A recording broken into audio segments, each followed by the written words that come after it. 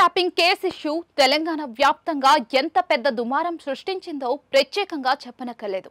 ఈ phone tapping ఇష్యూలో ప్రధాన నిందితుడిగా ఎస్ఐబి ప్రభాకర్ రావుని చేర్చారు. అయితే ఈయన ఈ కేసు నుండి తప్పించుకోవడానికి అమెరికా పారిపోయినప్పటికీ కూడా మళ్లీ ఇండియాకి తిరిగి వచ్చేలా చేశారు. ఇప్పటికే special investigation officers phone tapping గురించి చాలా సీరియస్ గా ఇన్వెస్టిగేషన్ చేస్తూ ఉన్నారు. ఎవరెవరి ఫోన్లు ట్యాప్ అయ్యాయి, ఇంకా ఇందులో ఎవరెవరు ఉన్నారు అని బయటికి లాగుతూ ఉన్నారు.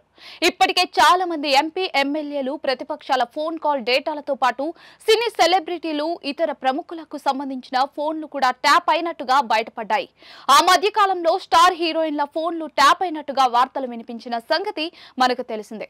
అయితే ప్రతిపక్షాల కదలికలు ఎలా ఉండబోతున్నాయి, వారి ఆర్థిక లావాదేవీలు ఏంటి అని, వారికి పర్సనల్ సీక్రెట్స్ ఏమున్నాయి అని తెలుసుకోవడానికి ఇలా బీఆర్ఎస్ ప్రభుత్వం ఫోన్ ట్యాపింగ్ చేయించిందనే వార్తలు వినిపించిన సంగతి అందరికీ తెలిసిందే. వాళ్ళ ఫోన్ కాల్ డేటా ద్వారా వారి పర్సనల్ విషయాలు ఏదైనా ఉంటే బయట పెట్టించడం, వారి రాజకీయ కదలికలు, ఆర్థిక లావాదేవీలు తెలుసుకోవడం వంటివి చేశారు. ఇప్పటికే ఇందులో ఎంతో మందిని కీలకంగా చేర్చిన సంగతి మనకు తెలిసిందే. అయితే తాజాగా యాంకర్ అనసూయ ఫోన్ కూడా ట్యాప్ అయినట్టుగా మీడియాలో ఓ వార్త వినిపిస్తోంది.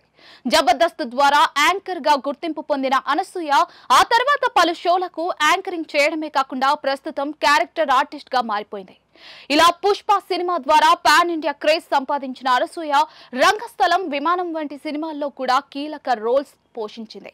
అయితే అలాంటి అనసూయకి సంబంధించిన ఫోన్ ట్యాప్ అయిందని, ఆమె సీక్రెట్స్ ఏమైనా ఉంటే బట్టబయలు చేయడం కోసం ఆమె ఫోన్ ట్యాప్ చేశారంటూ వార్తలు వినిపిస్తూ ఉన్నాయి.